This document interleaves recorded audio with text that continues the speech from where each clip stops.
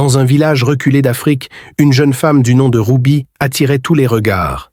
Sa beauté était si rare qu'elle laissait les habitants du village sans voix. Avec des yeux étincelants, un sourire radieux et des courbes gracieuses, elle était un véritable joyau que personne n'avait jamais vu dans ce coin de pays. Ses parents, un couple humble et bienveillant, lui avaient donné une excellente éducation et l'avaient inculqué des valeurs telles que la bonté, le respect et l'humilité. Mais Ruby n'avait pas hérité de ces vertus. Au lieu de cela, elle était devenue vaniteuse, se croyant au-dessus des autres à cause de son apparence.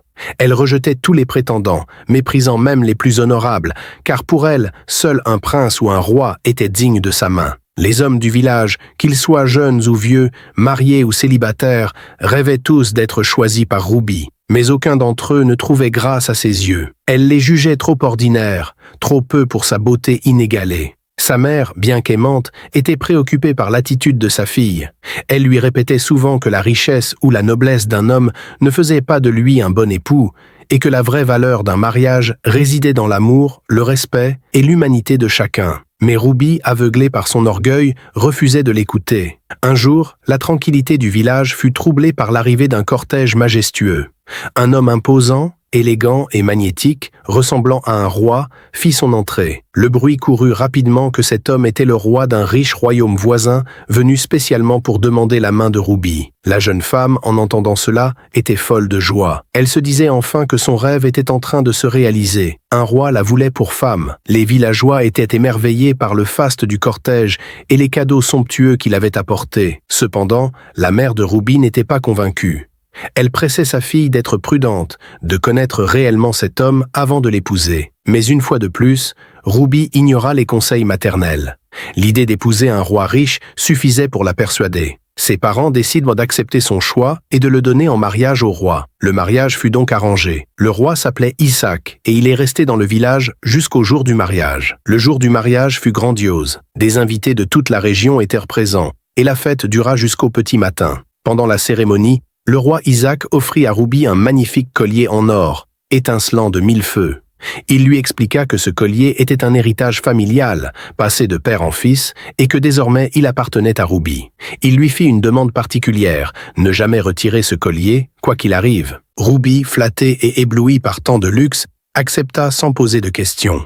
Après les festivités, il était temps pour elle de quitter son village natal et de suivre son nouvel époux vers son royaume. Le lendemain du mariage, Ruby partit avec son mari et son cortège pour rejoindre le royaume d'Isaac. Après de longues heures de route, le nuit tomba et le roi ordonna à son troupe de se reposer jusqu'au lendemain. Le lendemain matin, Ruby se rendit compte que tous les chevaux qui les accompagnaient avaient disparu. Il restait le roi, les hommes du roi et Ruby. Lorsqu'elle demanda à Isaac où ils étaient passés, il répondit calmement qu'ils avaient été empruntés dans un village voisin et étaient retournés chez eux. Ruby sentit un frisson de malaise, mais son mari, imperturbable, la rassura et lui fait savoir qu'ils seront bientôt arrivés. Plus ils avançaient, plus le paysage devenait inquiétant. Ils atteignirent finalement une rivière d'une apparence mystérieuse. Là, les hommes qui avaient accompagné le roi firent leur adieu à Isaac et plongèrent dans la rivière, disparaissant sous les flots comme s'ils vivaient dans cet élément. Ruby, encore plus choquée, demanda à son époux qui étaient ces hommes et pourquoi ils vivaient dans la rivière. Isaac répondit d'un ton désinvolte qu'ils habitaient là et qu'ils ne faisaient que les accompagner pour une partie du voyage. Il ne semblait pas perturbé par l'étrangeté de la situation, ce qui inquiéta encore plus Ruby. Elle commençait à douter de l'identité réelle d'Isaac et de ses intentions. Alors que Ruby réfléchissait à comment sortir de cette situation, une pirogue arriva près d'eux. Le roi Isaac monta dedans et fit signe à Ruby de le suivre. Pendant le temps que son mari montait sur la pirogue, Ruby court pour s'échapper avant que Isaac l'aperçoive. Mais aussitôt qu'elle fit un pas en arrière, le collier que le roi lui avait donné émit une lumière étrange et se mit à vibrer. Ruby sentit une force invisible la retenir. Isaac, avec une rapidité fulgurante, sauta hors de la pirogue, l'attrapa et la força à monter à bord. Ruby comprit alors que ce collier était bien plus qu'un simple bijou. Il la liait d'une manière étrange à Isaac, comme s'il avait un pouvoir sur elle, et elles continuèrent alors leur chemin dans la pirogue. La pirogue les mène dans une forêt mystérieuse. Ruby, de plus en plus terrifiée, commence à entendre des voix invisibles l'accueillir, félicitant Isaac pour avoir épousé une si belle femme. Pourtant, Ruby ne voit personne à part son mari. Les voix qui disaient aussi « Ah, C'est elle Ruby? C'est elle la mariée à Isaac? Mais Ruby ne voit toujours personne hormis son mari. Elle n'entendait que des sons. Elle essaie de se débarrasser du collier étrange qu'elle porte autour du cou, mais il semble attaché de manière surnaturelle. Tentant de s'enfuir, elle est rapidement rattrapée par Isaac, le collier l'avertissant de ses moindres mouvements. Ruby est alors inquiète et regrette d'avoir repoussé les hommes de village qui voulèrent l'épouser.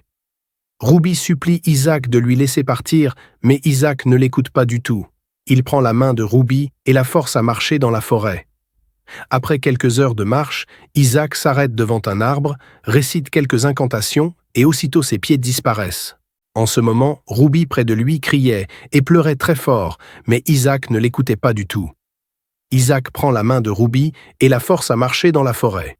Arrivé de nouveau sur un autre arbre très grand, Isaac s'arrête devant l'arbre, récite quelques incantations et aussitôt ses mains disparaissent. Il fait la même chose avec un autre arbre, et sa poitrine disparaît, lui laissant uniquement la tête. Isaac continue à marcher, avec seulement sa tête qui apparaît. Ruby derrière lui était à la fois inquiète et terrifiée, mais n'avait pas de solution à cela. Isaac récite à nouveau des incantations devant un arbre, et sa tête disparaît aussitôt, et Ruby ne le voyait plus. Soudain, un être terrifiant, avec une peau noire, de longues dents et un visage hideux, apparaît devant elle. Ruby s'évanouit de peur. À son réveil, Ruby se retrouve dans une cabane rudimentaire. L'être terrifiant qu'elle a vu prétend être son mari, Isaac. Ruby, tremblante de peur, malgré sa peur, lui demande pourquoi il est venu de si loin pour demander la main à Ruby. Il lui révèle que ni lui ni son peuple ne sont des humains, mais des créatures surnaturelles. Ils étaient au courant de tous ce que faisaient les humains.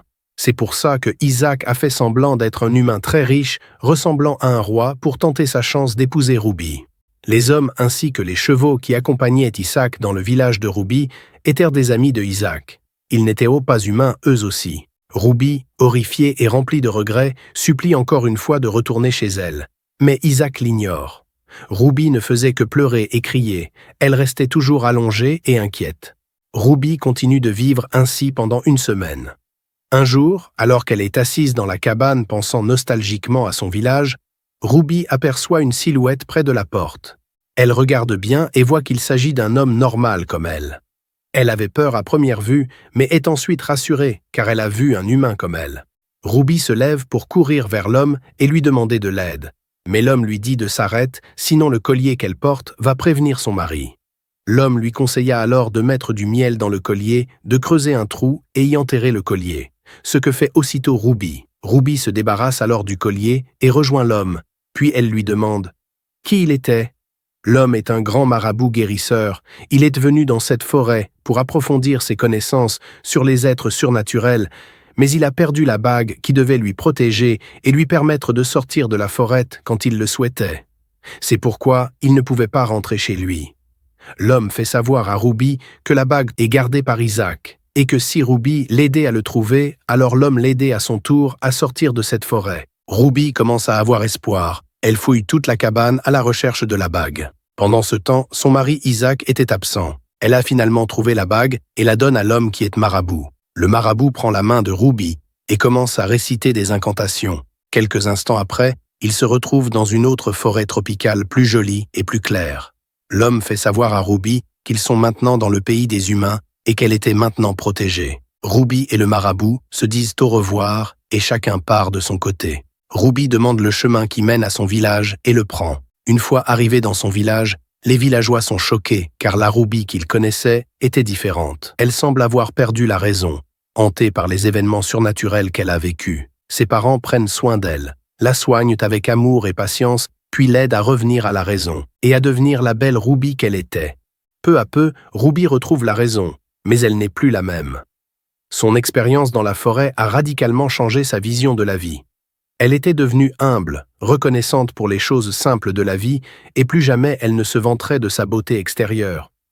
Ruby, autrefois fière et vaniteuse, est devenue humble et reconnaissante.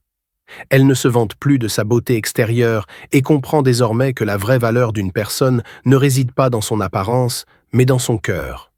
Elle s'excuse auprès des villageois et remercie sa mère pour ses conseils qu'elle avait ignorés dans sa jeunesse.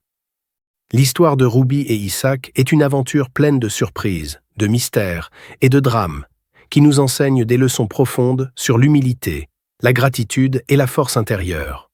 En revenant d'un voyage surnaturel et terrifiant, Ruby est non seulement libérée de ses chaînes, mais aussi d'elle-même, de ses illusions et de son orgueil.